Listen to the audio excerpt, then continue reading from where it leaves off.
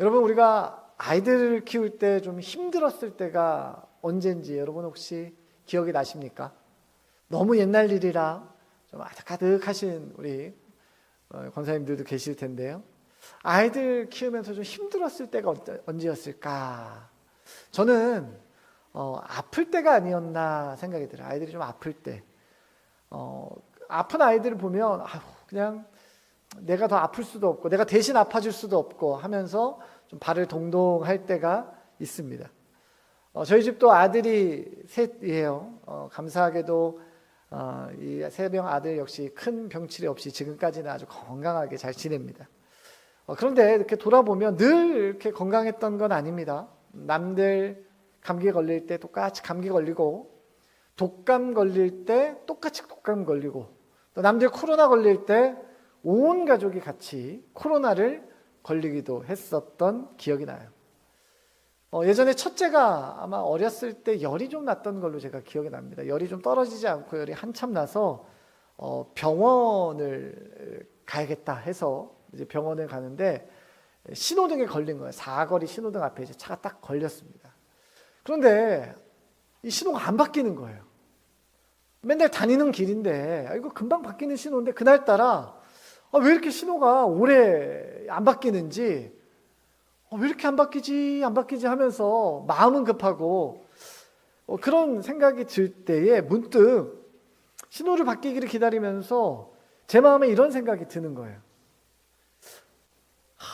내가 어렸을 때 아프면 우리 부모님도 이렇게 마음 졸이면서 병원에 가셨을 텐데 라는 생각이 들더라고요. 그래서 어른들이 종종 이런 얘기를 하세요. 아이를 키워봐야, 애를 키워봐야 부모 마음을 안다, 이런 말씀 하시더라고요. 아이를 키워봐야. 제가 어렸을 때 손에 큰 화상을 입은 적이 있습니다. 제가 돌 정도 됐을 때요. 제가 1살 정도 됐을 때 손에 큰 화상을 입었었어요. 제가 뭐 자세히 기억은 나지 않고요.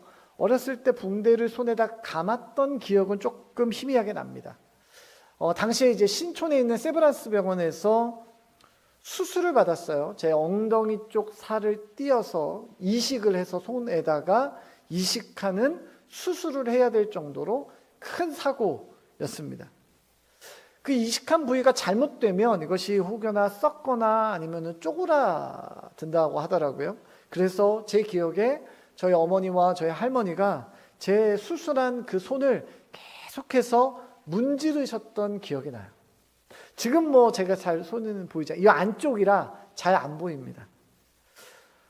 제가 얼핏 부모님한테 듣기로는 제 한 수술비로만 거의 한 집 한 채 가격이 들어갔다라는 이야기를 제가 들었어요. 막상 당사자인 저는 뭐 잘 기억도 안 납니다. 뭐 흉터가 좀 남아 있어서 그랬나 보다 하지 뭐 기억도 잘 안 나고요. 그게 피부로 이렇게 딱 와닿지가 않아요. 그냥 과거에 나한테 그런 일이 있었나 보다 한 거죠. 그런데 제가 이제 결혼해서 아이를 키우다 보니까 제가 어렸을 때 이렇게 수술하고 그 회복하는 모든 일련의 과정들에 무엇을 좀 알게 됐냐 하면 부모님이 좀 그때 이런 마음이셨겠구나라는 것을 알게 되더라고요. 깨닫게 됐어요. 여러분, 우리 신앙생활도 마찬가지예요. 여러분, 우리가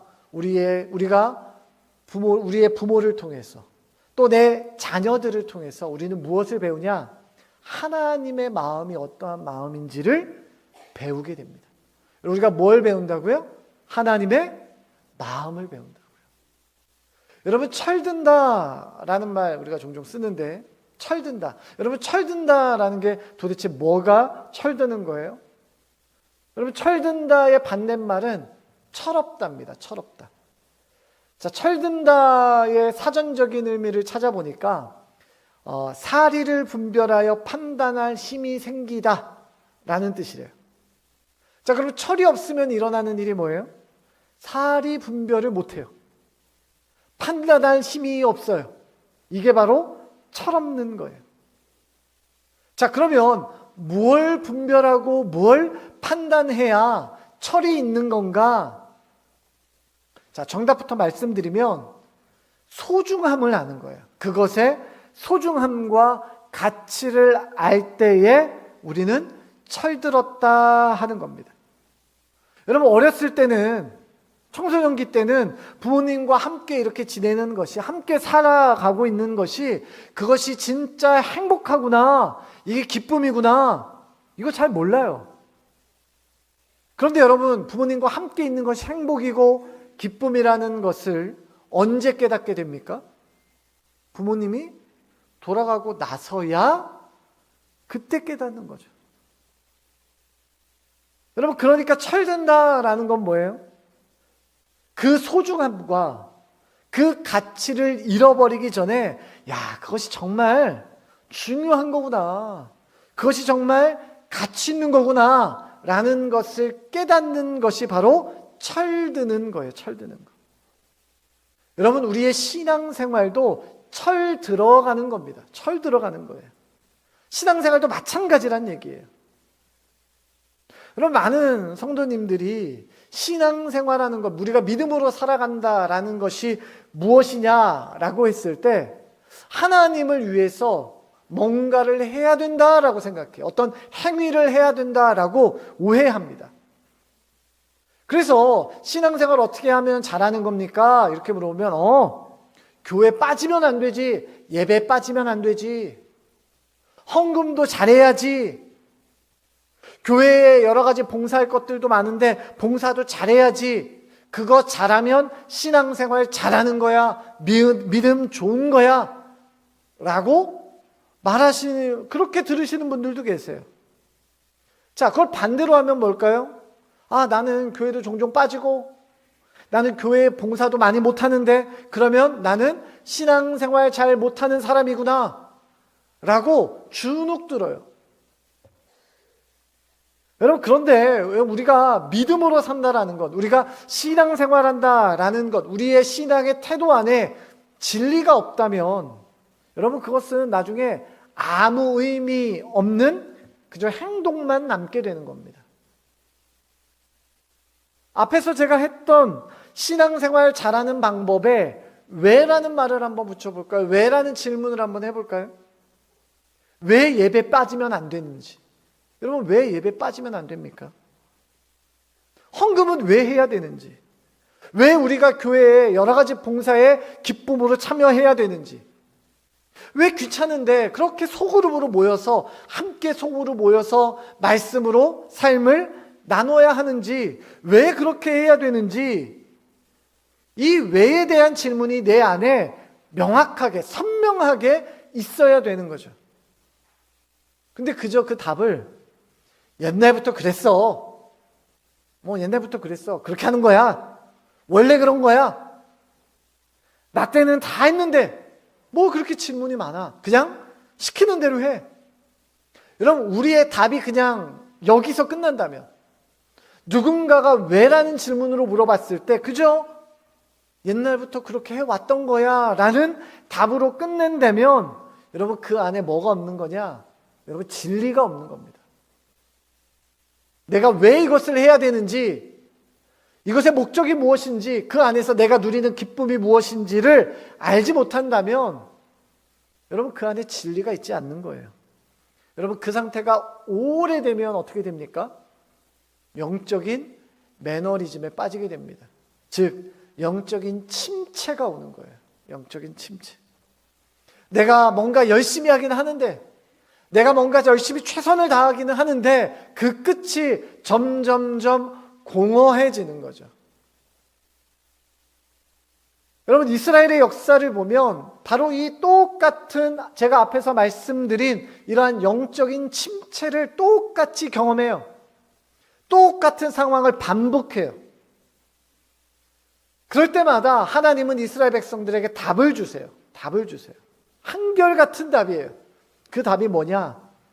야, 이스라엘 백성들아, 야, 너가 좀 내가 누군지, 하나님이 어떠한 분인지를 좀 알아라. 이게 하나님의 말씀이에요. 오늘 우리가 읽은 본문도 똑같이 이야기합니다. 자, 3절인데요. 우리 같이 읽겠습니다. 3절입니다. 시작. 그러므로 우리가 여호와를 알자. 힘써 여호와를 알자. 그의 나타나심은 새벽빛같이 어김없나니 비와 같이 땅을 적시는 늦은 비와 같이 우리에게 임하시리라 하니라. 여러분, 이스라엘의 역사가 어떤 역사입니까? 이스라엘, 하나님이 택한 백성이죠. 하나님이 택하셨으니 아마 이스라엘 백성들은 늘 잘 되고 어디 가나 어려움 없고, 그래서 아마 만사 형통의 역사였을 것이다. 여러분, 그렇지 않습니다. 이스라엘 백성들의 역사를 보면 그들은 위기를 만나고 어려움을 겪고 때로는 잘못된 선택을 해요. 그리고 고난을 당합니다. 그리고 결국 심지어는 나라가 망해버리기까지 해요. 그런데 이 이스라엘의 끝은, 그들의 끝은 거기가 아니었어요.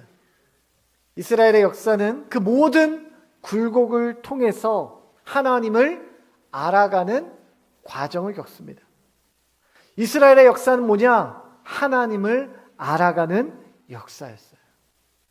사랑하는 성도 여러분, 우리의 믿음도, 우리의 믿음의 여정도 마찬가지입니다. 우리의 신앙생활도 마찬가지예요. 여러분, 우리의 믿음 생활이라는 것이 무엇입니까?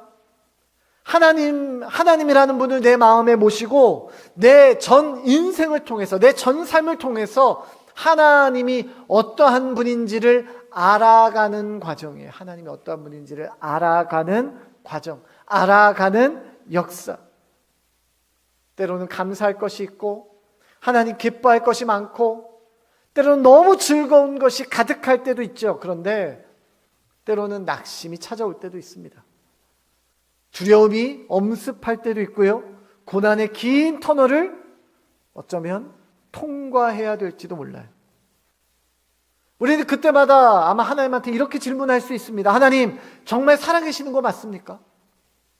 분명히 하나님이 살아계신다고 그러는데 정말 하나님이 살아계십니까? 하나님 저와 함께 하시고 제 곁에서 떠나지 않겠다고 말씀하셨는데 정말 떠나지 않는 거 맞습니까? 우리가 하나님 앞에 이렇게 질문할 때가 있죠.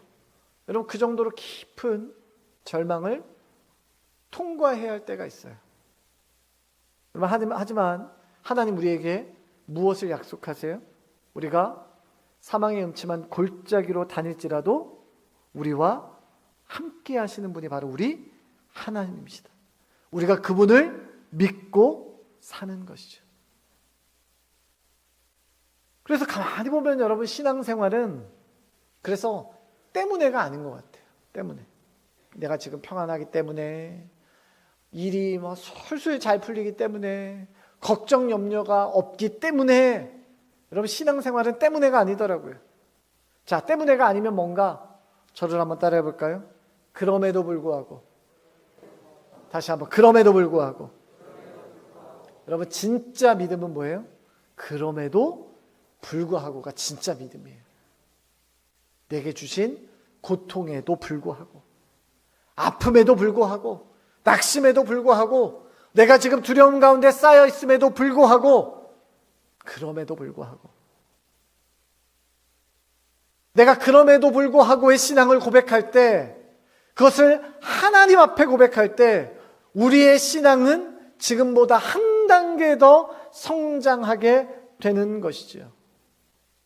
사랑하는 성도 여러분, 우리 모두가 올 한 해 내 인생 가운데 찾아오신 그 하나님을, 그럼에도 불구하고 내 삶 가운데 찾아오시는 그 하나님을 더 깊이 알아가는 그러한 신앙의 성장과 성숙이 여러분 가운데 있게 되기를 주님의 이름으로 축원합니다.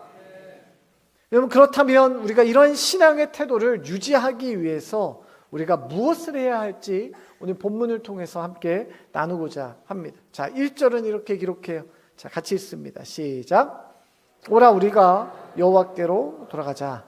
여호와께서 우리를 찢으셨으나 도로 낫게 하실 것이요 우리를 치셨으나 싸매어 주실 것임이라. 오늘 이 6장 1절은 호세아 선지자가 이스라엘 백성들을 향해서 던지는 말입니다. 그의 일성이 이렇습니다. 오라, 우리가 여호와께로 돌아가자. 우리가 여호와께로 돌아가자. 그래서 우리가 마치 이 본문을 읽으면 이스라엘 백성들이 어디 멀리 떠나간 것 같아요. 자, 우리가 집을 멀리서 떠났으니, 집에서 멀리 떠나왔으니 이제 다시 집으로 좀 돌아가자. 집으로 좀 돌아가자. 이런 말처럼 들려요. 여러분, 그런데 사실 이스라엘 백성은 어디 떠난 적이 없습니다. 그냥 조상대대로 살던 곳에 그대로 그냥 변함없이 살고 있어요. 그럼 선지자가 오라, 우리가 여호와께로 돌아가자라는 표현을 우리가 어떻게 이해할 수 있을까요? 여러분, 그것은 지금 이스라엘 백성들이 하나님으로부터 그들의 마음이 떠나 있다라는 말이죠. 마음이 떠나 있다. 마음만 떠났겠습니까?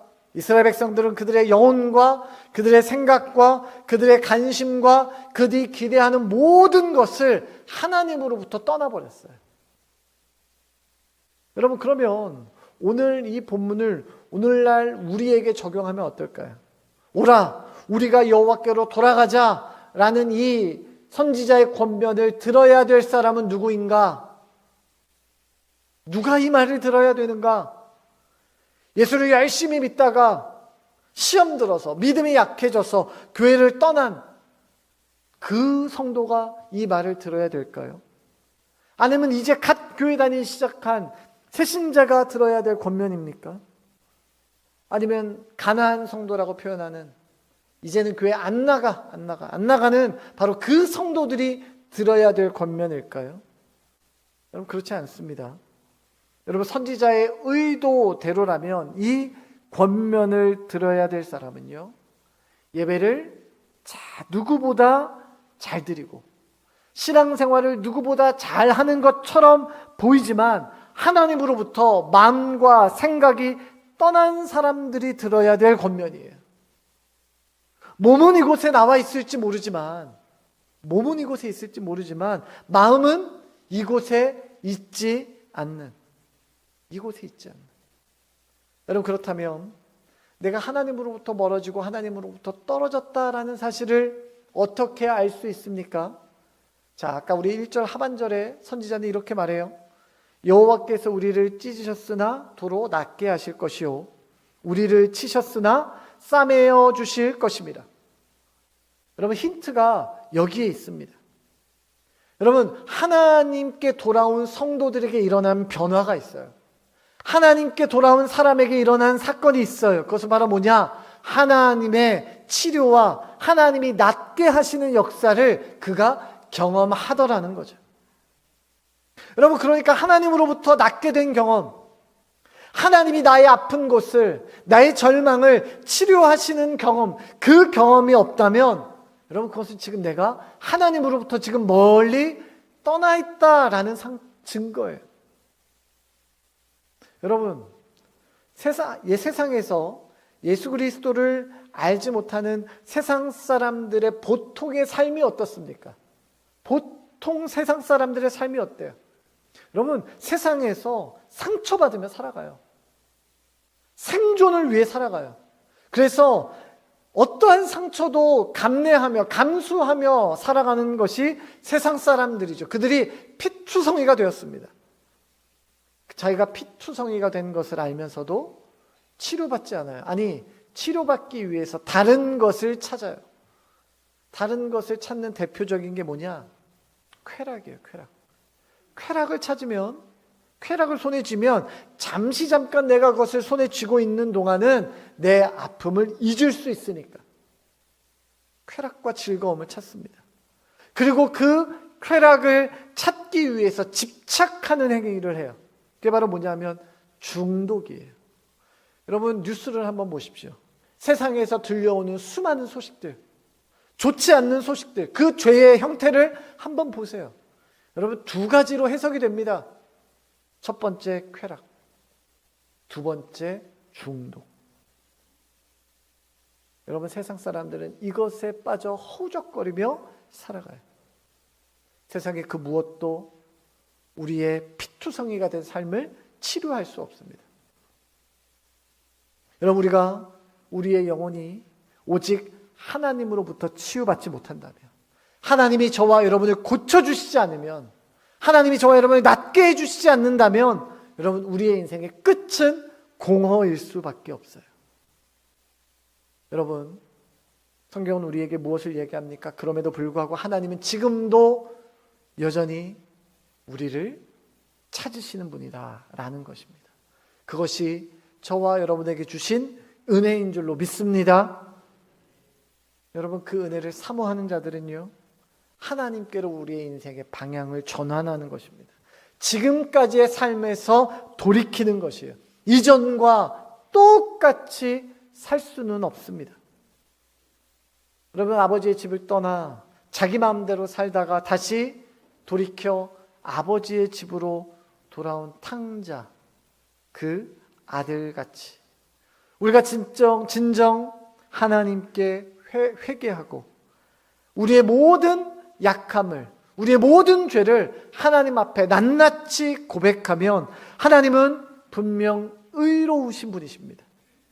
그 의로우신 하나님은 우리를 책망하지 않으시고 우리의 진실된 고백을 들으실 뿐만 아니라 우리의 죄를 사하시고 우리를 모든 불의에서 깨끗하게 하실 수 있는 분이 저와 여러분이 의지하는 하나님이라는 사실을 여러분 믿으시기를 바랍니다. 여러분 그러면 우리의 회복이 얼마나 걸리겠는가?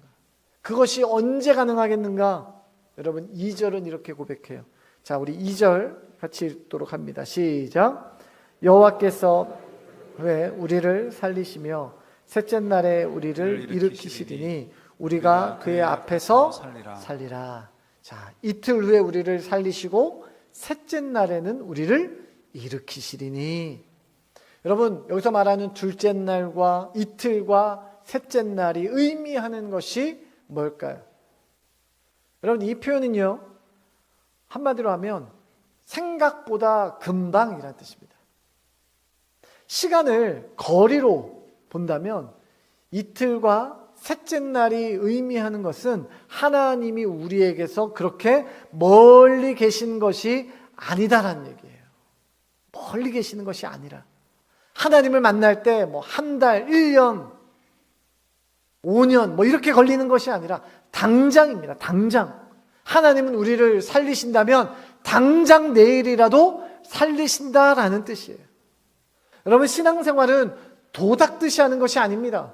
득도하는 것이 아니에요. 뭐 성도로 한 5년 보내고 집사로 뭐 5년 정도 되면 한 그 정도 되면 신앙생활 좀 하는구나. 아닙니다. 하나님 지금 당장이라도 나를 만나시고 나의 모든 것을 회복하실 수 있는 분이 우리 하나님인 줄로 믿습니다.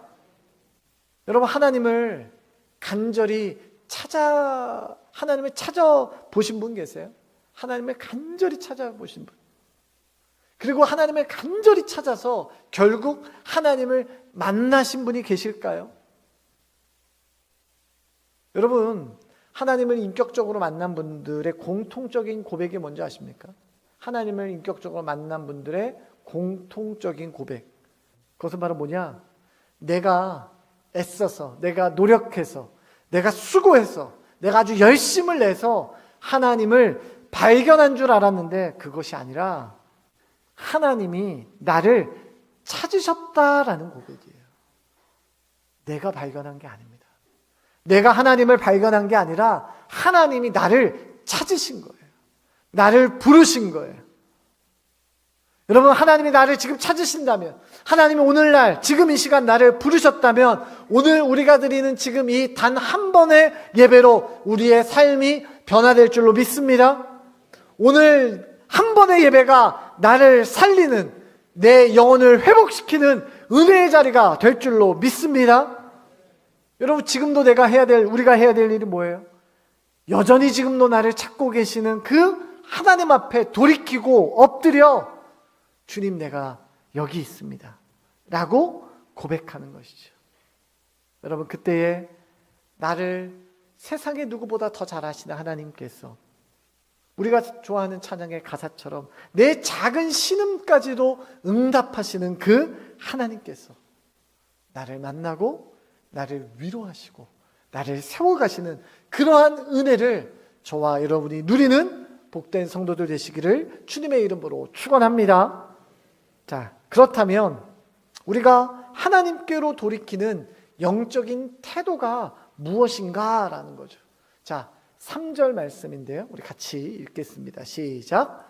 그러므로 우리가 여호와를 알자. 힘써 여호와를 알자.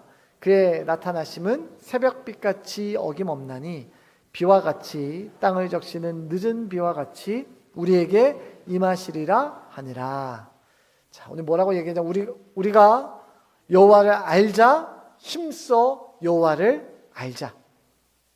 여러분, 우리가 하나님이 어떤 분인지 어떻게 그러면 알 수 있을까요? 오늘 성경은 여호와를 알자라고 말했으니까, 자, 여호와를 알긴 알아야겠는데, 자, 그러면 어떻게 아냐는 거죠. 그 방법이 도대체 뭐냐는 거예요. 여러분, 어디 깊은 산속에 있는 기도원에라도 들어가서 금식하면서 제가 하나님을 알기 원합니다 라고 이렇게 부르짖으면서 기도하면 하나님에 대해서 알 수 있습니까? 알 수 있나요? 여러분, 하나님을 알 수 있는 가장 빠른 방법, 가장 효과적인 방법, 그리고 가장 정확하게 하나님을 알 수 있는 방법을 여러분에게 소개시켜 드리고자 합니다. 자, 그 답은 시편 119편 105절에 있습니다. 자, 우리 같이 읽겠습니다. 시작. 주의 말씀은 내 발의 등이요 내 길의 빛이니이다. 여러분, 내가 하나님에 대해서 알 수 있는 유일한 길은 하나님의 말씀인 바로 이 성경 뿌린 줄로 믿으시기를 바랍니다. 여러분, 우리가 하나님을 알 수 있는 유일한 방법입니다. 성경 안에 하나님은 자신에 대한 모든 것을 다 기록해 놓으셨어요. 때문에 우리가 하나님을 알려면 뭘 해야 되냐? 성경을 읽어야 하나님을 알게 됩니다. 성경 읽지 않으면 하나님 모릅니다. 여러분, 성경은 단순히 어떤 기독교라는 종교의 경전이 아닙니다. 경전이 아니에요. 성경 안에 있는 기록되어져 있는 말씀은 오늘날 우리에게 하시는 하나님의 음성이에요. 자, 그러면 여러분, 우리가 신앙생활을 하는데 여러분, 하나님의 음성을 가까이 하는 것에 얼마나 열심을 내고 계세요? 여러분, 얼마나 열심을 내고 계십니까? 여러분, 구약성경 느헤미야서를 보면 느헤미야가 이스라엘 백성들과 함께 무너진 성벽, 예루살렘의 무너진 성벽을 다시 재건하는 장면이 기록이 돼요. 수많은 방해가 있었습니다. 이게 쉬웠던 것이 아니에요. 하지만 정말 기적적으로 예루살렘 성벽을 완공을 합니다. 자, 느헤미야는 성벽을 건축하는 데만 멈추지 않았어요. 이스라엘 모든 백성을 수문 앞 광장, 넓은 광장으로 모든 이스라엘 백성들을 다 불러 모았습니다. 불러 모아서 뭘 했냐? 자, 이제 우리가 성벽을 다 지었으니까 너희들 정말 수고가 많았다. 우리 오늘 하루만큼은 조금 축제처럼 한번 즐겨보자. 여러분, 그렇게 한 것이 아닙니다. 느헤미야가 가장 먼저 성벽이 건축되자마자 한 일이 있어요. 백성들을 다 불러 모으고 했던 것은 느헤미야 8장 2절과 3절입니다. 우리 같이 읽겠습니다. 시작. 7째 달 초하루에 제사장 에스라가 율법책을 가지고 회중 앞 곧 남자나 여자나 알아들을 만한 모든 사람 앞에 이르러 수문학 광장에서 새벽부터 정오까지 남자나 여자나 알아들을 만한 모든 사람 앞에서 읽음에 뭇 백성이 그 율법책에 귀를 기울였는데, 느헤미야가 제사장 에스라를 통해서 사람들에게 무엇을 읽어줬냐? 율법책을 읽어줬다라고 이야기하는데요. 여러분, 여기서 말하는 율법책이 바로 뭐냐? 성경 말씀이에요. 하나님이 주셨던 성경 말씀. 그들에게 성경 말씀을 읽어줬어요. 성경 말씀을 읽어줬어요. 여러분, 단순히 읽기만 했을까요? 느헤미야 8장 8절입니다. 같이 읽습니다. 느헤미야 8장 8절 시작. 하나님의 율법책을 낭독하고 그 뜻을 해석하여 백성에게 그 낭독하는 것을 다 깨닫게 하니. 여러분, 말씀을 그냥 읽고 끝나는 것이 아닙니다. 말씀을 읽고 그 뜻을 해석하고 그게 무슨 뜻인지 해석하고 그 다음 뭐예요? 낭독한 모든 것을 다 깨닫게 했대요.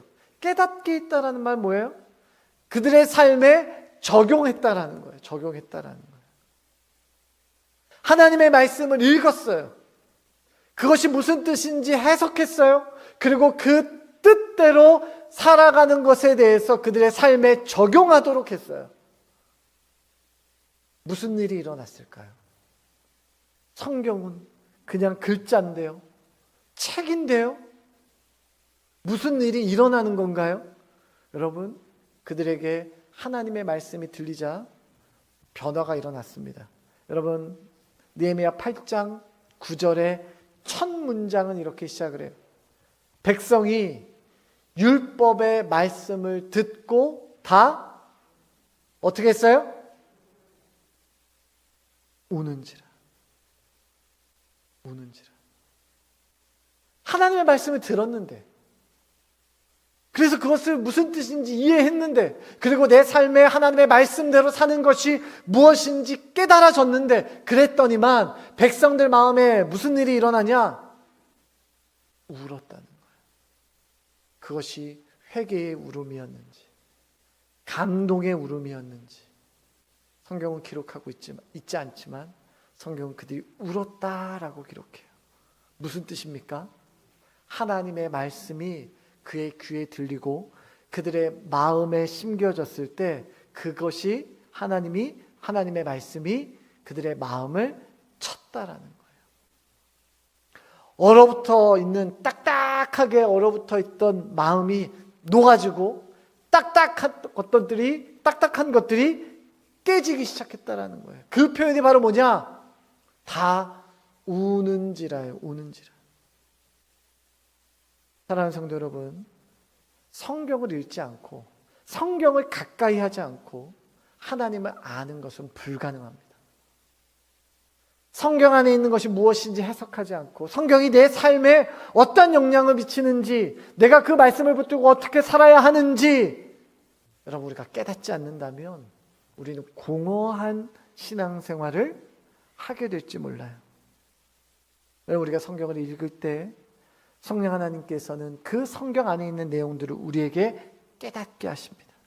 그래서 하나님은 어떤 분이신지, 하나님이 나를 위해 사신 것인지 무엇인지, 또 하나님이 내 삶에 원하는 것이 무엇인지 깨닫고 알게 되는 것이고 그것을 결단하게 되는 것이죠. 그래서 호세아 선지자는 3절에서 이야기하고 있는 것처럼 힘써 여호와를 아는 일에 최선을 다할 것을 우리에게 권면하고 있는 겁니다. 사랑하는 성도 여러분, 하나님의 말씀을 우리는 가까이 함으로 하나님을 알아갑니다. 하나님을 알아가면 알아갈수록 하나님과의 관계가 더 깊어져 가는 거예요. 오늘 우리에게 주시는 말씀처럼 우리 여기 앉아 있는 우리 모든 가창교회 성도들의 삶이 하나님을 더욱더 가까이 함으로 하나님과 더 깊은 친밀함을 누리며 하나님과 함께 삶의 여정을 걸어가는, 동행하는 여러분의 인생이 되시기를 주님의 이름으로 축원합니다. 이제 우리 말씀을 기억하며 우리 같이 찬양합시다. 아까 제가 설교 중에 말씀했던 것처럼 우리의 신앙은 때문에가 아니라 그럼에도 불구하고 신앙이에요. 이제 우리가 우리의 믿음의 고백으로 우리 같이 찬양합시다. 마음속에 어려움이 있을 때, 마음속에 어려움이 있을 때, 마음속에 어려움이 있을 때 주님 내게 먼저 오사 내 마음을 만지고 주님 앞에 나올 수 없을 때 주님 앞에 나올 수 없을 때 주님 앞에 나올 수 없을 때 주님 날 먼저 안으시네.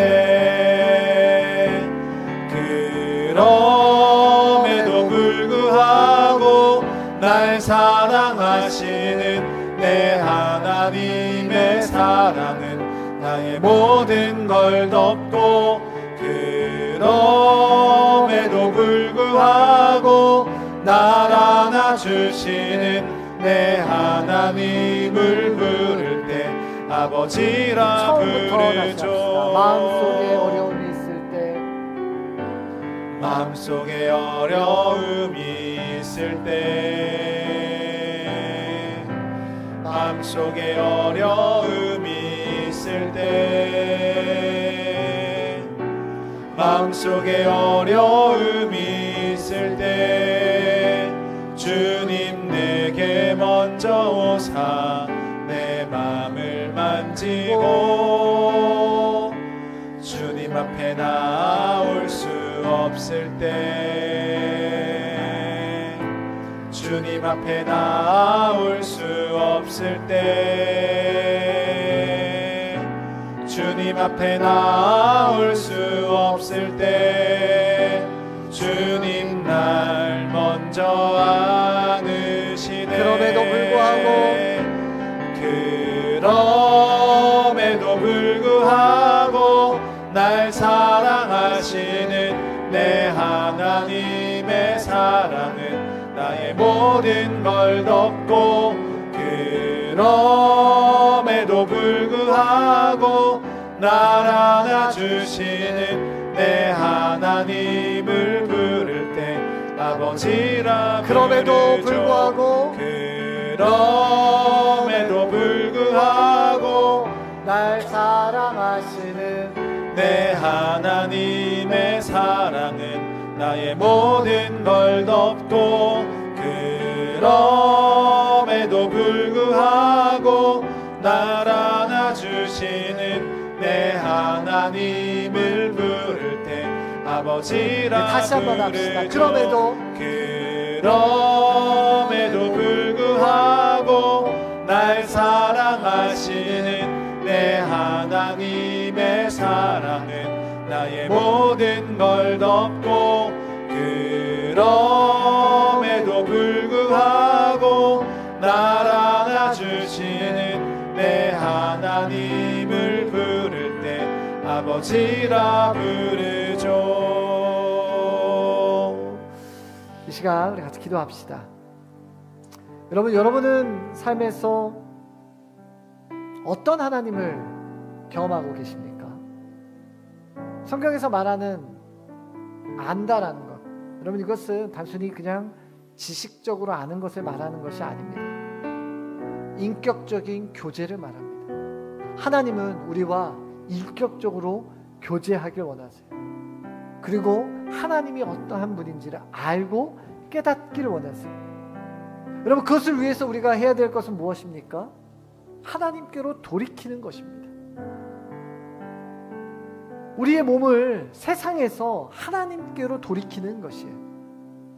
우리가 우리의 몸을 돌이킬 때 나를 지금도 여전히 찾고 계시는 하나님의 손길을 경험하게 되는 것입니다. 여러분 이 시간 기도할 때에 하나님 이 시간 내 마음 가운데 찾아와 주시옵소서. 내 삶의 주인 되어 주시옵소서. 나를 통치하시고 나를 다스려 주시옵소서. 하나님 내가 세상의 것들에 만족하는 것이 아니라 하나님을 더욱더 알아가는 일에 만족하는 일상 살아가게 하여 주시옵소서. 하나님과 함께 성장하며 성숙해져가는 신앙을 닮게 하여 주시옵소서. 이 시간에 우리 주님 이름 한번 찾고 같이 한 목소리로 기도합니다. 주여